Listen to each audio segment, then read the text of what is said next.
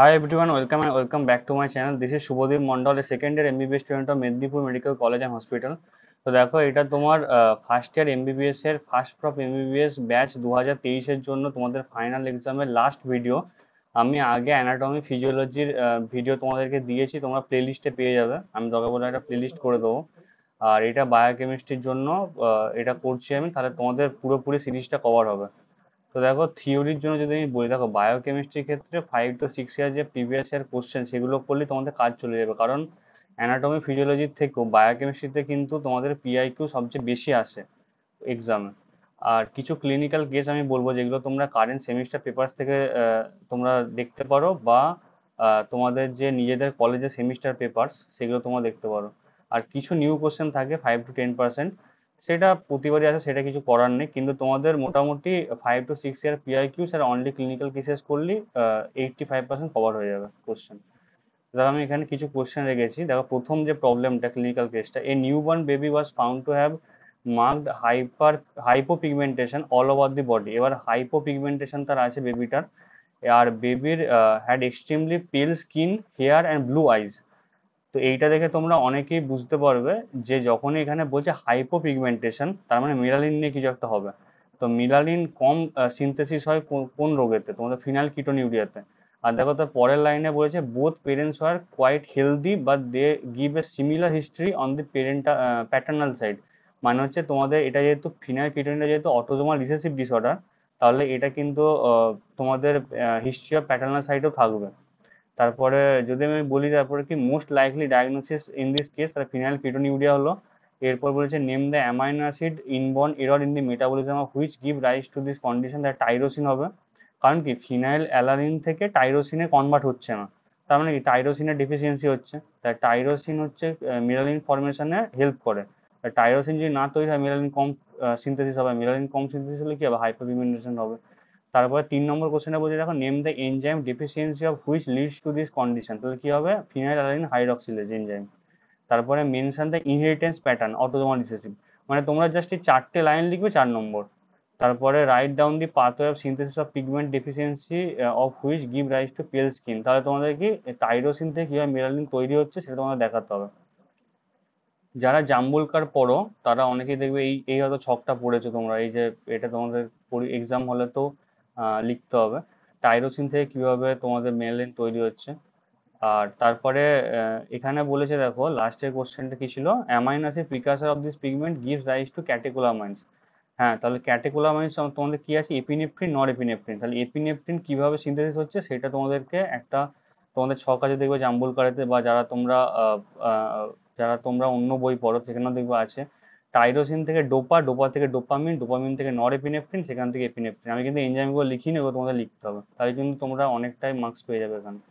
তারপর দেখো এ 50 years old chronic alcoholic male presented to the casualty block of a hospital with altered sensorium, yellow discoloration of skin, sclera, flapping tremors। তোমার দেখো flapping ট্রেমার্স তোমাদের hepatic এনসেফালোপ্যাথিতে হয়, এটা তোমরা মনে রাখবে। আর যদি হেপাটিক এনসেফালোপ্যাথি বা কোনো লিভার ডিজিজের ক্ষেত্রে হয়, তো এখানে দেখো ইনডাইরেক্ট বিলিরুবিন, ডাইরেক্ট বিলিরুবিন দুটোই বেড়ে আছে, টোটাল বিলিরুবিনও বেড়ে আছে। নর্মাল কত হয়, 0.2 থেকে 1 মিলিগ্রাম পার ডিএল। তাহলে এখানে 15.3 মিলিগ্রাম পার ডিএল আছে, ডাইরেক্ট বিলিরুবিনও 8.5 আছে, ইনডাইরেক্ট বিলিরুবিনও 6.8 আছে, মানে দুটোই বেড়ে আছে। আর তোমাদের এখানে এএসটি এএলটি মার্কলি ইনক্রিজ আছে, দেখো 1210 আর 1520, মানে অনেক বেশি। আর এএলপিটা হচ্ছে তোমাদের মডারেটলি ইনক্রিজ আছে। যখনই তোমরা দেখবে কোনো জন্ডিসে এএসটি এএলটি দুটো বিশাল এলিভেটেড আছে, এএলপি মডারেটলি ইনক্রিজ আছে, তার সঙ্গে জিজিটি দেওয়া আছে মানে গাম্মা গ্লুটারেট ট্রান্সফারেট, তখনই তোমরা চোখ বুঝে হেপাটোসেলুলার জন্ডিস। তাহলে এটা কি হবে, এটা হবে হেপাটোসেলুলার জন্ডিস ডায়াগনোসিসটা। এরপর তোমরা যা যা আছে ওগুলো তোমরা নিজেরা দেখে নিতে পারো, সব তো বলা সম্ভব না।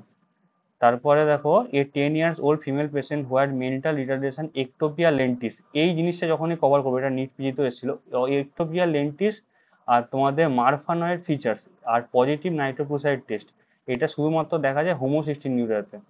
আর তাহলে এখানে ক্লিনিক্যাল কন্ডিশনটা কি হবে, হোমোসিস্টিনিউরিয়া। তার name the enzyme deficiency of which give rise to this disorder, cystathionine beta synthase এনজাইমের ডেফিসিয়েন্সির জন্য হয়। Write down the reaction for the synthesis of active methionine, এটা তোমরা একটু দেখে নেবে। আর তারপরে দেখো লাস্টের কোশ্চেনটা, explain why this disorder gives rise to thromboembolic phenomenon. তার কারণ কি, যত তোমাদের ব্লাডে হোমোসিস্টিন বাড়বে সেটা তোমাদের ইন্টারফেয়ার করবে কোলাজেন ফর্মেশনের জন্য।